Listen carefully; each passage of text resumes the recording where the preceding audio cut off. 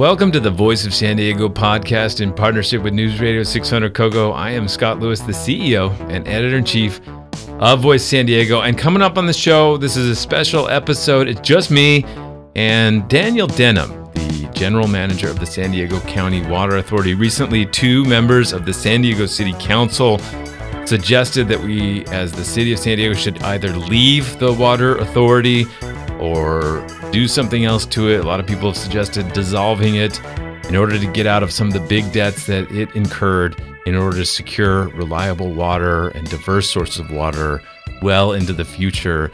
The cost of water is soaring in San Diego, as is all other parts of the cost of living here.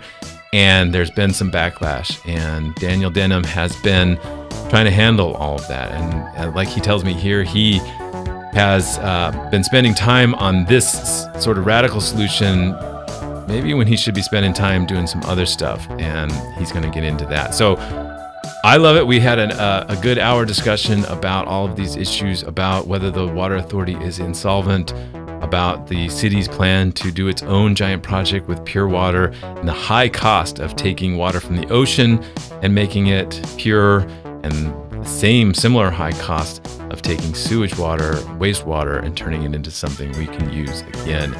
We're going to get into all of that. Mistakes have been made, but what's the plan for the future? This is Daniel Denham, the general manager of the San Diego County Water Authority. Daniel Denham, welcome to the show. Good to be here. We've got a lot to get into, and I'm going to introduce this. So I got to know you. Very first conversation we had was kind of a surprising one for me.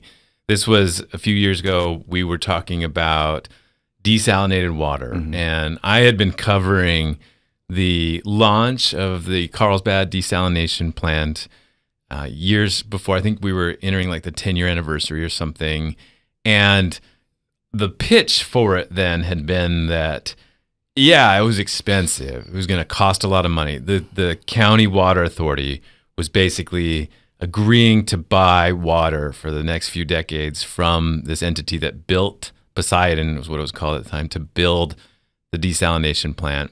And it was really expensive. It was going to be a multi-year, agreement to buy all that water. And the pitch was that eventually the cost of importing water would go so high that, yeah, that's a high cost, but it would be worth it. And I was checking back, and I was like, I realized, oh wow, that didn't happen. The cost did not eclipse it at all. In fact, it seemed to stay pretty steady.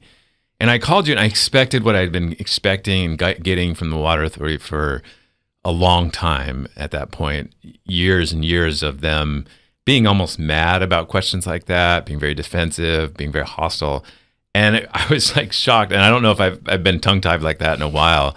But you were just like, yeah, you're right. That was, everybody was wrong about that. And I remember just this surge of relief, like how interesting it was that was such a surprising thing to hear. But that was kind of, I was like, okay, maybe we're turning a page, a new chapter with the Water Authority. And we're going to talk about those big costs and such. But you've been in there now, what, 2 years? Yeah, just about. And so this is, you kind of are, that's the brand you're trying to take, is like, we're going to talk about it directly, how it is. How is it right now? Hey, I'm still having fun. I mean, I've been at the authority for 20 years, 2 years as the GM. The water space there's never a dull moment, right? Yeah. And I mean, it's entertaining top to bottom. I cut my teeth on Colorado River issues, and that's a fun space to be in. And it's always going to be entertaining on the river as well. So I'm in a good place.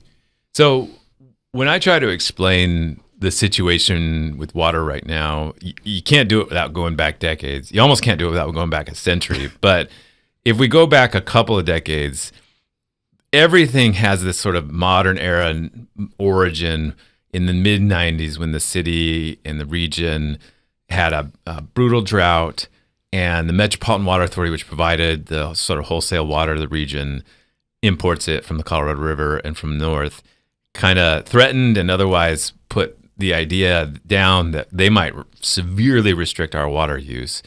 And there's this agreed storyline that there was this call to action from the business leaders, the residents.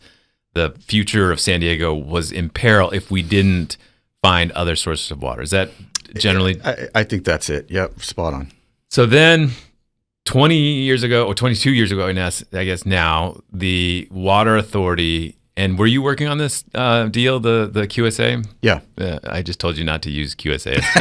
Quantification Settlement Agreement. Right. So you were working on the deal then. That was 22 years ago, where the County Water Authority essentially agreed to buy water rights from the Imperial Irrigation District, the Imperial Valley.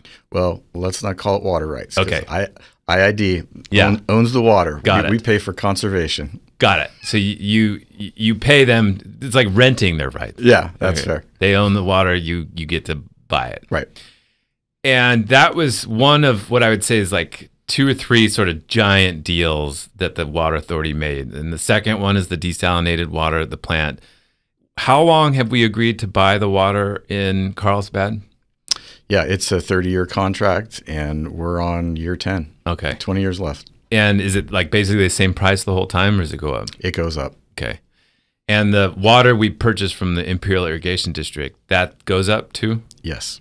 And so give us the ballpark of like what we're talking about. How much money does it cost to get water from the Metropolitan Water District? How much does it cost to get from desalinated? How much does it cost to get from the Imperial Valley farmers?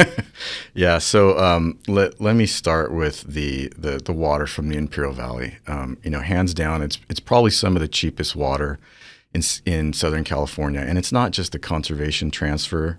It's the canal lining water that we have from Coachella and Imperial Valley. So just in terms of unit costs, right? Some of that water is $30 an acre foot. Some of that water is $800 an acre foot, or just call it a unit, right? Sorry, no acronyms here with acre feet. Right. So you blend it, right? I mean, it's your one source, and it's about $600, $650-ish an acre foot. Let me explain real quick what you just mentioned. You said the lining of the canals. So the canals out there that you drive past when you're, out driving past the desert, they used to be dirt, and the water used to seep out of that, and you guys paid to line those and got rights to the water because of that. Yeah. Or I'm sorry, got access to the water because of that. Yeah. Let's say it this way: water that was otherwise lost to seepage. Yes. Through the earthen canals, the Water Authority paid, with the help of the state of California, is probably about a $450 million project. We probably got about $200 million from the state to do that. The Water Authority debt financed the rest, and that water, arguably drought-proof supplies tied to high priority rights on the river. The Water Authority has that water for 110 years. I mean, think about that. Yeah. 110 years, 2112 is how long we have access to, like I said, some of that cheapest source of supply.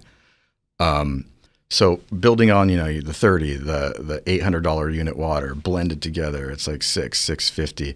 Now you got to get it here, right? So the Imperial Valley leaves that water in the river, in Lake Mead, and then we divert it through Los Angeles, through the Colorado River Aqueduct. Metropolitan Water District does that for us. So add on another, $500-$600 an acre foot, and you're up in like the $1,100-$1,200 range. That's what you have to pay Metropolitan to bring that water to you? Okay. Roughly, right? I mean, over the years, it's gone up. And, we can talk about litigation, I imagine, at some point. So put a pin in that one. But let's foreshadow that for a minute. That what it costs you to do that has been the source of litigation for, 10 years now? 12? Oh, it's probably going on 15. Okay. But yeah, it's absolutely. Okay. And I was kind of hoping we might break the news here that you had settled that. Not quite yet. Not quite yet. Okay, we'll talk about that later. Yeah, we can put it to the side, and I'll give you a heads up when it's happening. Deal. All right, so we're talking like $1,100-$1,200 per unit per acre foot. That's an acre foot is a acre with a foot of water. That's the common measurement for water. And what's desal at then now? Desal right now is about $3,500 an acre foot. So literally triple, almost. Yeah. Yeah. So then those are the two sort of giant deals you made. I always say there's like a third one where it's basically like a lot of investment in infrastructure and local storage, right? Yeah, storage, and look, the low-hanging fruit, and this is where we started, it's good old-fashioned conservation, right? And arguably this region has done better than anyone in Southern California. Right. So go back to the 90s, this big shock comes, the region wakes up, we make these big deals, we conserve, we create this portfolio. You always describe it kind of like an investment. You got all these different places you're getting water. Thus, if there's one shock or something to the system, you're not debilitated. This is the whole thing. That's right. All those deals, though, cost a lot of money. Is it now fair to say that the bill has been like accumulating and is now coming, and you're having to hand that off to the people who buy water from you? So you are the county water authority. How many agencies do you serve? We have 34 board members and 22 member agencies. Got it. And so the 22 agencies, whether it's the city of San Diego or OTI or all these agencies, buy that water from you, and the cost of that water is going up. Yeah, absolutely. Okay.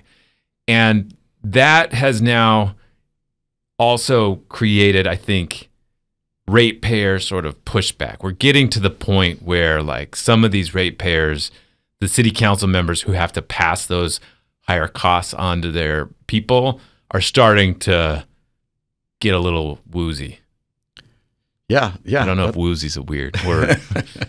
Yeah, that's fair.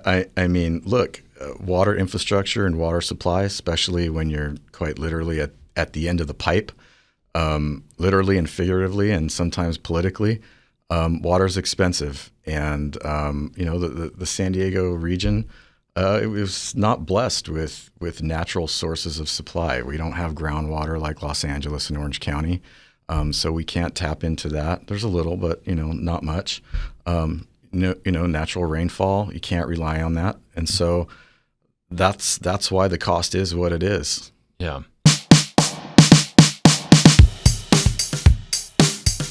I'm going to read you a line from San Diego City Council member Sean Elo-Rivera's, let's see, April 22nd letter to you. Yeah. He writes that, these costs have gotten out of hand. It's too much. And he says, quote, if San Diego County Water Authority cannot provide meaningful and immediate relief, then every structural and institutional option must be on the table.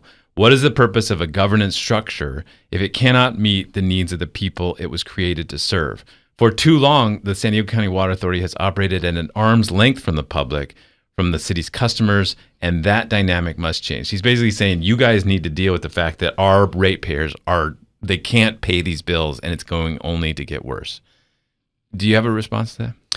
Well, I think, you helped point it out in one of your articles that the city of San Diego is the water authority, and the water authority is the city of San Diego in many ways. I understand affordability. I think at the end of the day, water coming out of the tap is kind of what it all comes down to. We're trying to do some things to mitigate the costs of water. There's a couple bills out there that talk about low income rate assistance. But over the years, we've never really got much traction on that.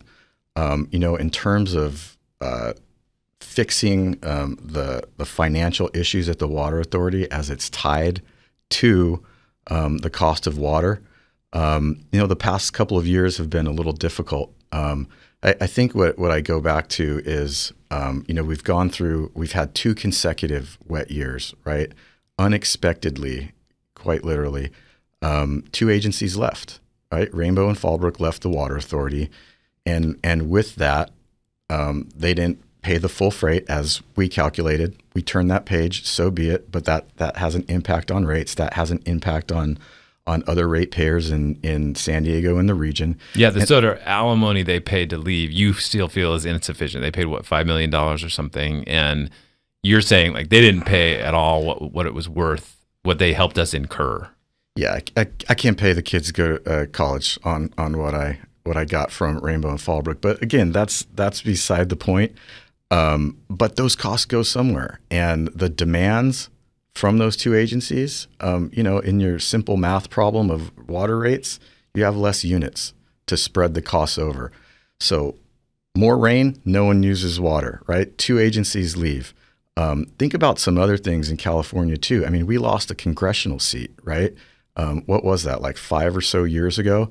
We're in sort of like contraction mode. We're not in the 90s or even, arguably, mid 2000s, when Pure Water started construction, we had already re-upped the water transfer with the Imperial Valley. In 2017, we extended that. Based on an idea of growth. Based on an idea of growth and water demand.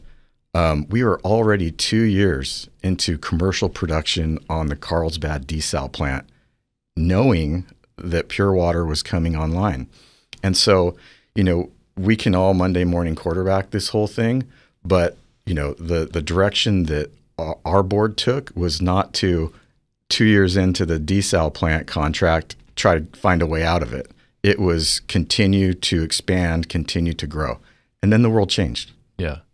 So let's capture that. I think this is hard for people to understand. We've been incredibly successful conserving water, and yet that means not that we save money, but that it costs money. It's more expensive. So I understand it, but it took me a while. Yeah. And the idea is that you entered into these deals, and these deals are built, they're stuck. And if we use less water, that means there's fewer people sharing the cost of them. Yeah, that's right. Just right. No, so in other words, like we are, and it's getting worse. Like it's like it's because of that lack of growth, that sort of lack of need, because we've had these wet years, that it's projected to and will be getting worse. So I think in terms of the growth, what we're all doing across the industry is assuming that there won't be really much growth in water demand. But what you do have that's impacting things across the industry is bringing new sources of local water supply online. So Pure Water is an example of that. Pure Water San Diego. There's the East County Potable Reuse Project. Same thing. And then there's a whole slate of projects in Southern California. Metropolitan has its own Pure project, right? Los Angeles has a Pure project. And those are all in the billions of dollars. And when those things come online, they serve to exacerbate the demand situation even more. So let's Monday morning quarterback a little bit. Yeah. Desal. Yes. Was that a mistake? Not a mistake, but it is absolutely the source of supply, the project that is holding us in a position where rates are so high. And I say that because, look, go back to what we were talking about earlier. You have $30 water and $800 water. That's the base supply, the economic base of water in this region. Without that, reuse doesn't happen, right? Like I was telling you last weekend, when you flush the toilet, the water's got to come from somewhere. Yeah. That's your economic base. The cost of imported water is not what's bringing down or creating the problem with reuse or pure water in general. It's a very expensive source of supply in the Carlsbad desal plant that we've had to ramp down because that is the supply now that we're using as last resort. Yeah. Right? I had a friend ask me, he's like, what's the best way to conserve water from your shower? Should I have like a bucket there and something? And I kind of laughed and I said, like, man, don't worry about it. We got so much water. Like, go nuts. And he laughed. He was like really confused and like uncomfortable with what I was talking about. I'm like, look, obviously we don't have that much water, but we do have a lot of water. And I think what you're saying is like with the desal and with these deals, we have an abundance of water. Can you explain, like, is that true? We do have too much water, even though that feels wrong? We have an abundance of water. We have access to an abundance of water. We have the ability, only a little bit of ability to maneuver on the desal plant in terms of what we take. The water transfer from the Imperial Valley, that comes in its full force, right? Mm-hmm. 277,000 acre feet. It's 50% of the regional demand for this region. In terms of the future and where we're headed with things, I think what we'd like to do is rebalance that resource mix. I think I've talked to you about this before.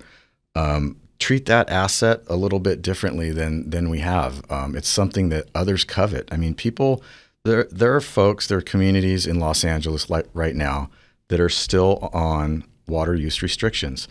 I mean, I gave a presentation to Padre Dam Municipal Water District a month or so ago, And, you know, I was talking about my kids, and my kids, they don't know what a drought is. I mean, they hear about a drought, you know, causing wildfires because, you know, the backcountry's dry, but they don't hear about you taking, you know, 2-minute showers. You know, growing up here in San Diego, what I told that board was, you know, my dad used to say, if it's yellow, keep it mellow. Like that, I grew up in those drought days, but my kids don't know that. I mean, I don't know if your kids do, Scott, or many people that even moved into this region. But that's the reality of the situation. We have the supplies. Do we actually dump any of the desal water that we don't use? No. Does the water we don't use from the Imperial Valley, does that collect as like a savings account in the reservoir? That's absolutely right. There's no water going under the Coronado Bridge. Okay. So we're not like, we don't have so much water. We're just like right. having car washes and throwing it around. Like, no, I mean, look, look, the forethought of the people that came before me to raise the San Vicente Reservoir, double its capacity, raise it by 100 feet. When we don't have the demands, these past 2 years, right? The 2 wet years, we didn't have the demand for all of the water that we had. And so we stored it in the San Vicente Reservoir. And guess what? The climate's changing right now this season, and we're drawing all of that water out. Okay. I mean, that's the savings account. Part of what we're dealing with this week or this month is the city of San Diego, your largest customer, grappling with these higher rates. They just passed a 5.5% rate. Now they're starting to really raise concerns about what's coming down either this fall or after that. And the Matt Vespi, the CFO of the city, sent you a letter and essentially recommended all these things. You told me like a lot of these I can work with. Fine, great suggestions, sir. But one of them is really interesting where he says like, you guys need to project and stop thinking that you're going to sell more water, that we're going to have all this growth, like you said before, that we're going to take more water, and actually assume that we're going to take less. And in Councilmember Sean Elo-Rivera's piece, he says, his letter to you, he says, look, you need to do that. And the recommendations contained are reasonable, achievable, and urgently needed. They reflect a pathway toward immediate rate relief and long-term fiscal sustainability for the city's water customers. He's saying like you need to do these things and it'll lower rates immediately. But you told me like, no, if we assume we're going to sell less water going forward, that's going to boost rates. That's correct. So let me see if I can walk through this in the most simple way possible. One of the core pieces of that letter, the suggestion was to under budget what you're going to sell. And under budget in the case of the water industry means that you're probably going to go over that mark and over collect. You're going to build a significant amount of money. And so then what do you do with that money? The latter part of the statement in that letter, in terms of the long term, if you build the rate high this year, you can smooth it out in the long term. Absolutely. That the part of that letter that I agree with, if we had those financial policies in place and our board had the wherewithal and were strict with their policies, smoothing out rates in that manner would absolutely work. The reason why it doesn't work right now is because we are already in double-digit territory. Yesterday, we presented to our board what that scenario would look like. And instead of being in a 12% rate range right now, it would place us into a 30% rate increase. So it doesn't do what it portends to do in the letter. So we're worried about a 12% increase to the cost of water that we buy from I'm talking about we as the city of San Diego, that we buy from the County Water Authority. And you're saying if we followed what Councilmember Elo-Rivera said and Matt Vespi, the CFO of the city, said to do, that we would go from a 12% water rate increase to a 30% water rate increase. And you're not necessarily against that. You're just saying like, hey, if you're worried about that, that's where this goes. It might be nice. It might be good for your planning and everything going forward. Yeah, that's exactly right. Like I said, we presented it to the board yesterday. And, you know, this is not a new concept per se, because the Metropolitan Water District, over the past couple of months, they're in the same situation that we're in terms of depressed sales and budget gaps, right, with high rates. That was an alternative that was brought to the Metropolitan Board, not for action, but for conceptual consideration. And, you know, our delegation was against it. Raising rates right now to smooth things out, it's not the right time. The timing, you have to hit that with almost pinpoint accuracy. And so at Metropolitan, it would have raised rates by 4 or 5%. And our delegation was not for it. I was not for it. And so, you know, what we do at Metropolitan, what we say at Metropolitan, I think we have to follow that standard down here as well. Now, one of the things you told me, you said, like, I don't think that's an accident that they've suggested that. I think that they are maybe saying we should raise water rates a lot because they are also concerned about a project of their own. Now, you keep mentioning pure water. Let's go through that. The city of San Diego, going back a couple decades now as well, has faced federal fines and concerns about its sewage treatment plant. It only treats its sewage to a primary standard out of Point Loma. It sends it out a mile or whatever out to the ocean. The environmentalists and others have, you know, long sued and fought that. And they came up with a grand deal, I guess like 17 or 18 years ago, with former Mayor Jerry Sanders and others, and said, you don't have to necessarily treat that at the higher standard before you dump it, but you're going to have to recycle a lot of it, as much of it as you can. And they came up with this concept, pure water. And it is now in its phase 1. That's why Morena Boulevard is such a mess right now. That's why there's a lot of construction throughout San Diego, because they are going to build this reuse system where water, instead of sewage water going out to the ocean, it goes through similar process to desalination and made clean so that it can go back into the reservoirs and serve the community. And the city projects that if it gets its second phase done, I think by like 2040 or something, it will be able to get 50% of its water from that source. And you're saying that's a very expensive source of water. It's going to be more expensive than what you're complaining about we're delivering. And so they have this interest in showing, just like the desal folks did, that it's going to balance out, that it's better to do this project. Is that true? Do you really believe that? Well, yeah. So let me unpack it a little bit. So I'll just, you know, first and foremost say, anytime I'm out talking about water, whether it's, you know, it's at a conference, a civic engagement, I am a 100% supporter of reuse and the city's Pure program. The Water Authority itself brought in $300 million to the city of San Diego for the Pure Water project through Metropolitan's local resource program.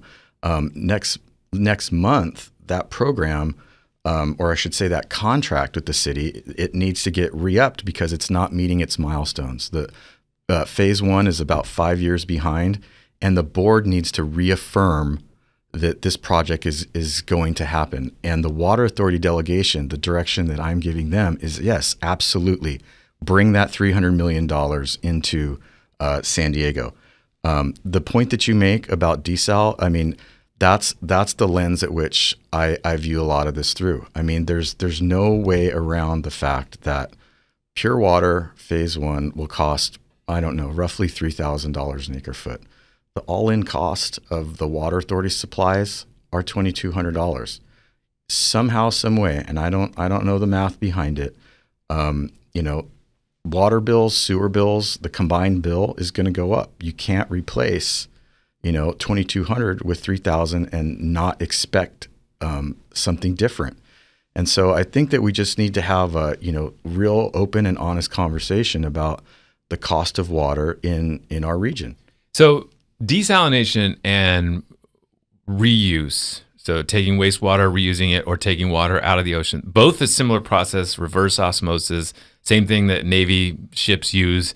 It is costly because of what? The energy involved? Absolutely. Why? You have to pump the water through all these filters and stuff? Yeah. Look, pushing salt water through membranes takes a lot of energy. I mean, it's about 40% of the unit cost for desalinated water. So whenever like guy in the bar is saying like, why don't we just get water from the ocean? It's because, well, yeah, you can do as much as you want. It's just how much it costs to use the energy. So we don't have an infinite source of energy right now to do that.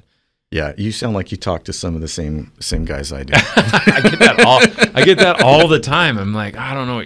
Okay, man, I'll do this with you. But okay, so I just want to clarify this point. You kind of preempted me. I could see where you knew where I was going, which was there is a theory at the City Hall. You had your own theory about what they're doing.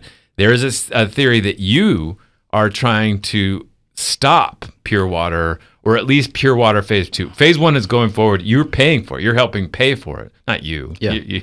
You have a fine salary, I'm sure, but not that. But you are helping, as a water authority, helping pay for that. And but Phase 2, I actually have, there's a rumor that you have actually gone to the city council and lobbied them to not go forward with Phase 2. Is that true? No. Look, I completely support Pure Phase 1 and Phase 2.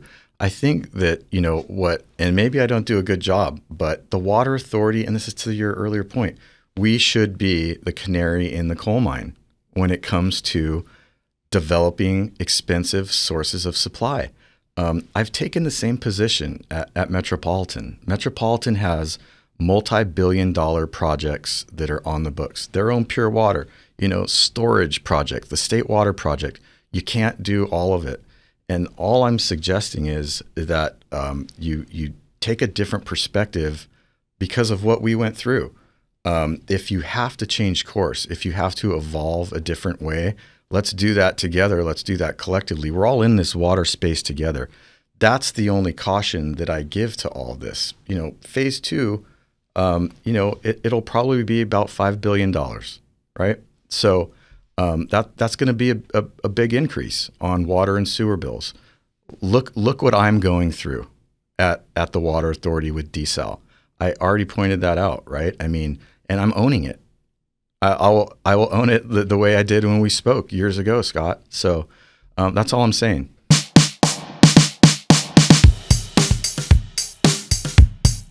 The city has said, let's see, there's two council members now who have spoken out. The first one was Councilmember Marnie Von Wilbur, and she said when this first rate hike went about a month ago, 5.5%, she's like, let's just not pay it and force them to renegotiate. And maybe we should get out of the water authority. We've got this, our own source of water coming from this wastewater recycling. Maybe we should do that. And she's kind of nodded her head. And I remember thinking I just cannot believe I'm hearing this. And then when I asked the mayor's chief of staff, Nick Serrano, who's also your board chairman, about it, I was almost shocked that he kind of treated it as like a debate. Like, he didn't just laugh it off. He's like, no, that's not the right option right now or whatever. And I was like, what are we doing here? Are we really having that conversation? And then Sean Elo-Rivera comes out, the council member, and he says, any governance structural reform possible, let's see, every structural and institutional option must be on the table. And I'm like, are we really talking about something significant like that, where the city leaves the water authority? Those comments led 10 of former chairmen or women of the water authority to write an op-ed for us saying, that's ridiculous. We've spent all this money because of the panic that we needed to diversify water resources, and we needed to get all this together. And you wanted us to, City of San Diego, and that's what we're doing. Do you think that we have some sort of buyer's remorse? What is happening? I think that with everything going on, it's not an emotional response, but it's a response to hard times with difficult solutions, difficult actions that we all need to take. Deflecting a little bit on all of the problems that we have here in this region onto the water authority. I think a lot of it comes from there. The city leaving the water authority or disbanding the water authority, that does nothing but raise costs for the city in particular, or any other, type of arrangement that you could construct on the back of a napkin. And quite literally, that's what I think that real proposal really is. If you talk about dissolving the water authority, we have more than $2 billion worth of debt. The city is a 40% shareholder, right, at the water authority. So they get 40% of our debt. They also get 40%. Oh, you mean the debt holders don't just forgive it? Yeah, okay. As it turns out. And then we have pension obligations, right? And we have billions of dollars worth of pipes, storage, et cetera, et cetera. The list sort of goes on. And so to suggest that the grass is greener on that side, I don't know. I don't see it. And, candidly, everyone that I seem to talk to about the idea of dissolving the water authority is along the lines of what our former board chairs wrote in. It's not the time to be reactive to a situation that we're all really uncomfortable with. I think that, to me, it represents a stand-in for the concept of bankruptcy, right? It's like the idea of bankruptcy is like, okay, we're going to come in, we're going to rearrange whatever, but that allows us to get out of some of these big obligations, right? Just going through this. Now, I want to ask you this. We have 22 member agencies, like you said, and the water authority. And is that really the best way to deliver water in San Diego?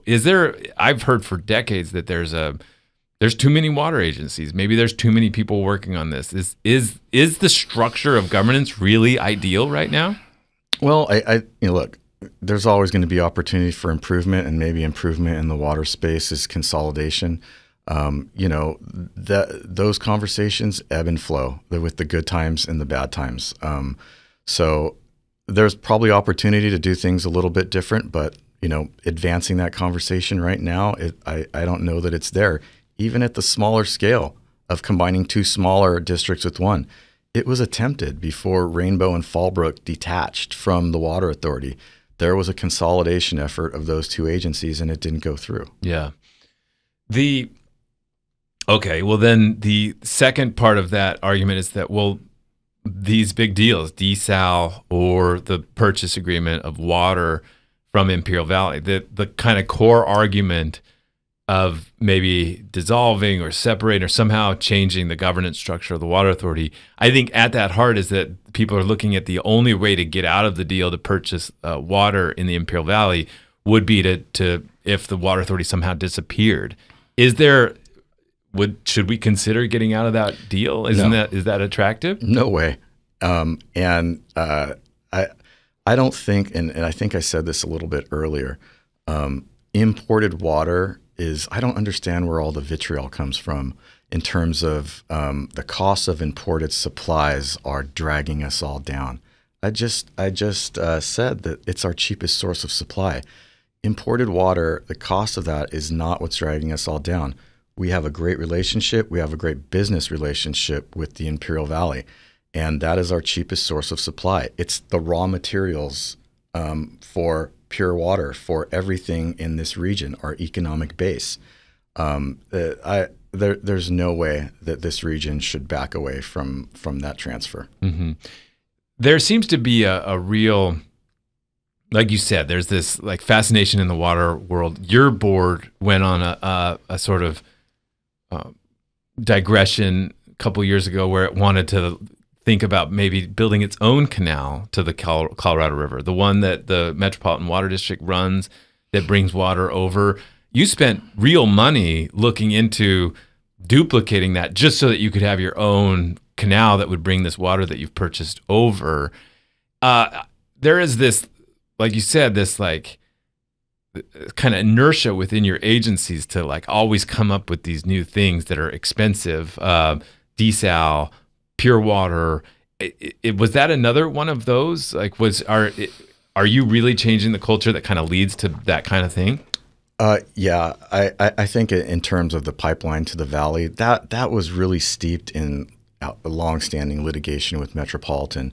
There was a certain point where this region, our board, didn't think that we were making any progress on that. And like I explained earlier, it's almost half the cost to get the water here. Yeah. And that's what that whole litigation was about. It was done with an eye towards affordability. I think that we entered into it for all of the right reasons. We brought back nearly $100 million in litigation proceeds to this region, gave it back to the authority or back to the member agencies. But what I told my board yesterday was what that did is it put us in a box. It put us in a box because we were protected. We had all of the water that we needed. We were insulated from outside obstruction, but we destroyed our relationships. And it's those relationships that we need to do what some of in Director Vespe's letter and Elo-Rivera's letter, what we are doing with water transfers. And now that we are going to have a different relationship, have some of that flexibility, that's the pivot point, that's the milestone for us to turn the page and do what's necessary. Let's talk about that then now. So, okay, go back 20 years. You make this deal to purchase water from the Imperial Irrigation District. You get the water, but Metropolitan still controls. Metropolitan is a giant agency based in LA. It's like the next level up, right? You guys have all your member agencies, then you're a member agency of this thing with how many others for Met? 38 board members at Metropolitan. So then it's a really big and expensive and powerful agency, and you the Water Authority sued because you guys felt like they were charging too much to bring that water. Is that fair? We felt that we were being disproportionately charged. Yeah, too much. Okay, thank you. So what happened with that? Why is that taking so long to resolve? Because the attorney's costs of that are not insignificant. No, they're not. It's taking so long because the agreements are so complex and so intertwined. I mean, I referenced a 110-year agreement earlier for the canal lining water. The exchange agreement that we have with Metropolitan, that's the transportation, if you will, to get the water here, is tied to that 110-year agreement. Both myself and my counterpart at Metropolitan do not want to tie the hands of a future board. And so we got to make sure that this deal is the right deal. We argued about so much, and we could have gone into this latest round of settlement talking about let's solve the world's problems, right? And we realized that we all had really good ideas, myself and the GM Devin Upadhyay at Metropolitan. But what we came to was let's fix a few simple things. And what we're going to fix is the price. We're going to fix the term. And we're going to fix the scheduling of the agreement. Everything else, we're going to have to settle and deal with a different day. As it relates to the price, the volatility of Met's rates on the transportation is why we got into that litigation in the first place. Big, huge swings. So you guys make this deal to purchase the water. Metropolitan has to agree to that deal. Coachella had to agree to the deal. IID had to agree to that deal, and San Diego had to agree to that deal. Yeah, did they get it wrong, or no? Okay. You forgot the City of Needles. That's right. Yeah, they had to agree to the deal as well. No, we didn't get it wrong. We got it right. I think it's the model. It's never been replicated. In Southern California, it's still the largest ag to urban transfer in the West. And quite frankly, as we go into these negotiations on the river that expire in a year. Yeah. The construct that we develop, the contracts that were created, it's going to be the baseline for what we should be doing going forward, which is creating this water transfer market that has never quite matured. Okay, so you didn't quite settle it, though. Settle the litigation? Yeah. Oh, it's going to get there. When? You're going to hear some good news. I remember.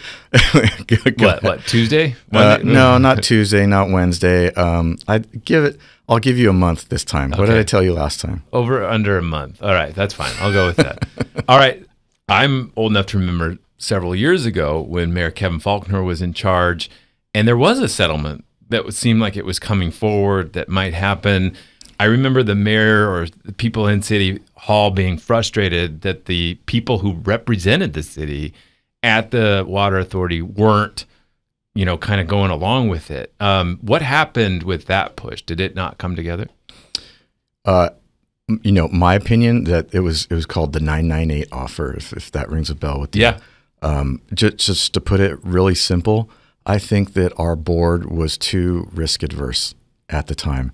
We were looking for sort of like this belt and suspenders approach to making sure that, every I was dotted, T crossed on a contract that, like I said, goes out 110 years.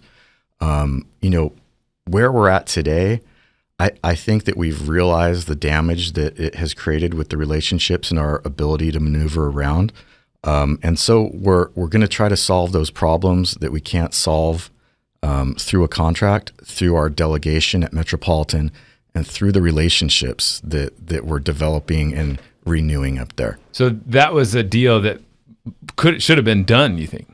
I absolutely, Scott, like I told you, I'll own it all. I'll be as transparent as I can be, as I'm able to be. It was a good deal, but it had risk associated with it, and it was that risk that prevented us from signing. So in other words, I see this often in government, that caution actually is more risky sometimes. Eventually, it's like if you're merging onto a freeway and you're going slow, you're actually creating more danger sometimes. All right, so that's really interesting. We might be headed towards a settlement. When you look back at these big deals, okay, we talked about IID and the farmer settlement. Were there dissenting votes or discussion and voices about desalination that were maybe not ignored or just dismissed, but just like should have been taken and listened to at that point to keep us out of that deal? So the water transfer with the Imperial Valley, that was 100% affirmative vote of the Water Authority Board back in 2003. The desal project, I believe it had at least a couple dissenting agencies. I think that the Otay Water District was one, and I believe that Fallbrook might have been the other. There could have been another one in there. I'm not quite sure, but I do remember at the time it was all about the price. It was all about the price, and it was about an equity return for the private sector on the project. And remember, the equity return was given in exchange for the risk. You're talking about profit. Profit. It was profit in exchange for the private sector taking on the risk. The risk of building the thing and making sure it worked. Building it, making sure it worked, and making sure that all of the environmental mitigation, which continues today, is completed and checked off by the Coastal Commission. Right. Not just the environmental, but the intake. A new intake wasn't exactly contemplated at $150, $200 million when we embarked upon this thing. So just to be clear, you're talking about the process of bringing seawater into the plant. It used to go through the same one that used to cool the generators. They actually had to create a new one that I believe came up from underneath the seafloor, right?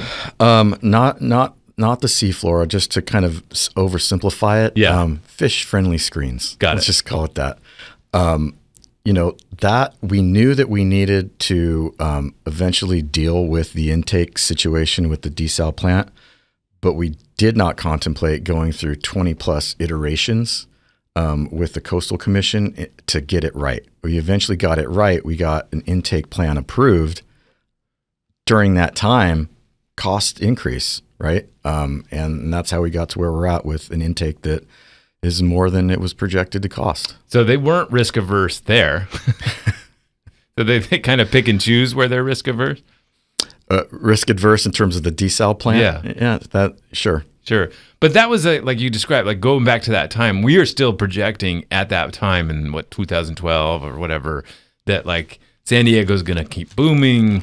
We're going to have more people, more businesses, all of these things. And this is an investment. Do you think, put yourself back in that position, were you concerned then?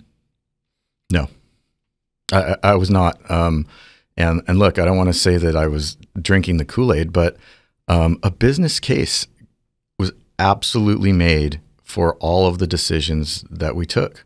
I mean, we actually accelerated the construction of the Carlsbad plant. It came online a year before anticipated because we were in the middle of a drought. And so we accelerated that because we needed it. The demands called for it.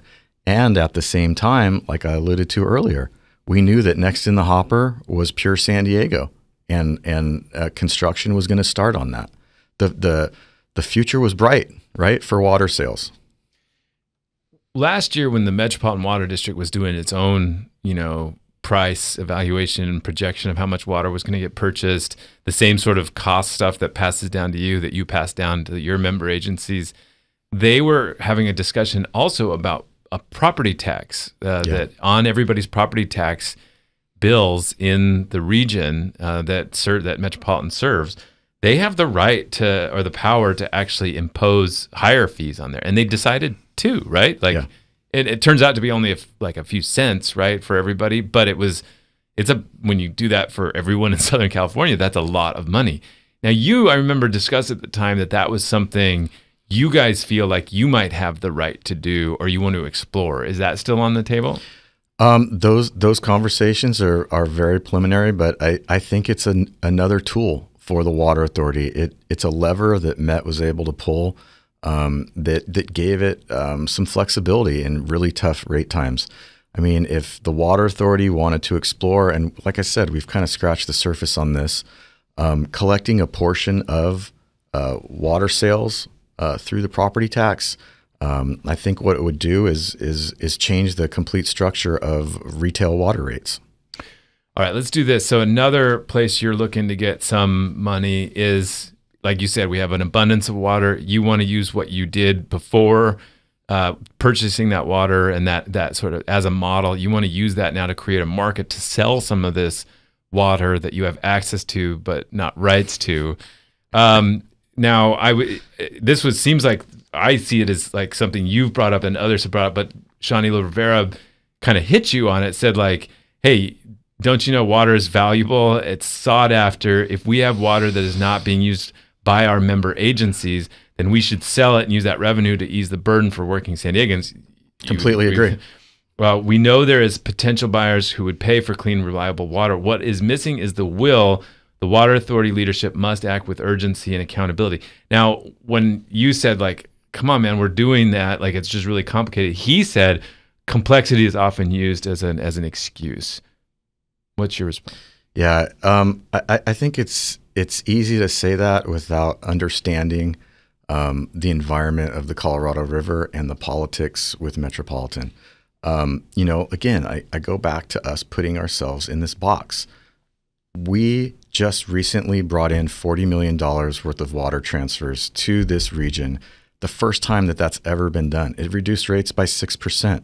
The only reason we're able to do that is because of the new relationships we have. We're going to be able to do that going forward because of the relationships we had. I think that this settlement agreement is, like I alluded to, it's a pivot point. It has to be. It will be for us to accelerate those things. What the council member is saying is absolutely correct. I mean, the folks in Arizona, the folks in Los Angeles in many ways covet what we have here. And they covet it, and they're quite frankly probably willing, ready, and able to pay for it. It's just the institutional structure that didn't exist before that prevented us from doing it. When we picture this though, it's so weird because you don't have the water that you would ship to them. If it seems like your customer would probably be the Metropolitan Water District. Yeah, I mean, look, in many ways, it's what we envision together with Metropolitan is what we have with Metropolitan and IID, Imperial Irrigation District right now, the Imperial Valley, right? So that water is conserved in the valley. Normally it comes down into San Diego, and I tell Metropolitan, you deliver it to San Diego meter number 1. Now I will say you deliver it to Orange County meter number 4. And it's that kind of arrangement that we're talking about. Metropolitan as the intermediary and a buyer and a seller. That can work in Southern California, and I think it's going to work. It gets exponentially complicated when you talk about a transaction like that on the Colorado River. So we have the ability, we believe legally, and Metropolitan believes that this can be done to move desal water to Arizona or Nevada, for instance. Obviously, there's no pipeline, right? So you're changing the label on a water. And with that, I'm sorry, the complexity associated with it is federal legislation. It's contracts, and it's a number of federal parties that may try to block you and, in fact, will block you. When Marnie Von Wilper says, do we even need the water authority? We're going to have this pure water is going to give us 50% of our water. And, you have these council members that are kind of empowered by their own pure water. You told me in our column, you said, like, look, this comes from flushing the toilet. They need the water to flush the toilet first. I think I had a good comment in response saying like, well, yeah, but we'll need 50% less of that water. It doesn't really work to to say like it doesn't pan out financially, if we're saving half that money, what would you say to that? I'd say that there's a lot of smart engineers in this county who could probably point to, or at least back up what I said about you need imported water to flush the toilets here in San Diego. Whether or not the 50% number is right, a number I would throw out there is that you have a 30% loss on your treatment, right, through the reuse process. So, I think in the end, there is a balance. There's the sweet spot somewhere with how much you need, for potable use and how much you need for reuse. But that's a moving target as well. And the target is really based on Mother Nature and hydrology. And I think you're always going to get it wrong. Well, I managed to burn through the hour. What would you like people to know before I let you go? I want to do things differently. I am doing things differently at the San Diego County Water Authority. I think that, you've seen that, Scott. I think that the relationships up and down the state and at the federal level, I think they've seen that we've turned the page, not suing our wholesaler, working together. I think going forward, collaboration with the city and all of the member agencies, that's what's going to get us across the finish line locally. We can't battle each other. We look, again, the canary in the coal mine, right? Learn from the experiences that I've gone through at the San Diego County Water Authority over the past 20 years. The same way that the Water Authority was fighting Metropolitan, the Water Authority should not be fighting its member agencies and vice versa.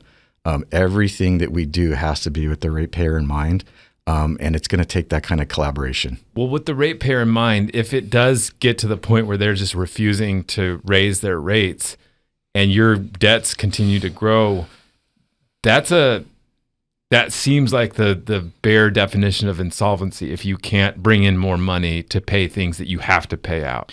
So what I mean by collaboration, and I understand the point that you're trying to make. So I just alluded to federal legislation, right? In terms of moving water across state lines.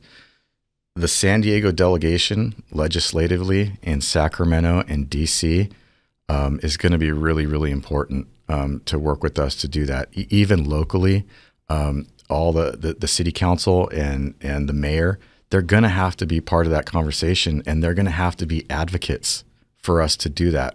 That's what happened in 2003.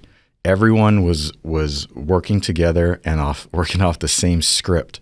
And I think that regional thinking is what we need a little bit more of. So if you want this relief of selling the water that we've talked about, we're all going to have to work together to create that. And if you keep going, if it goes in this direction of, resistance and radical sort of solutions, you're saying like, not only will we not get the goal you're talking about, like it's, help me help you, right? I spent a lot of my past week talking about how the Water Authority could potentially be dissolved, based on a concept that was maybe brought up by the same guy at the bar that you talked to, right?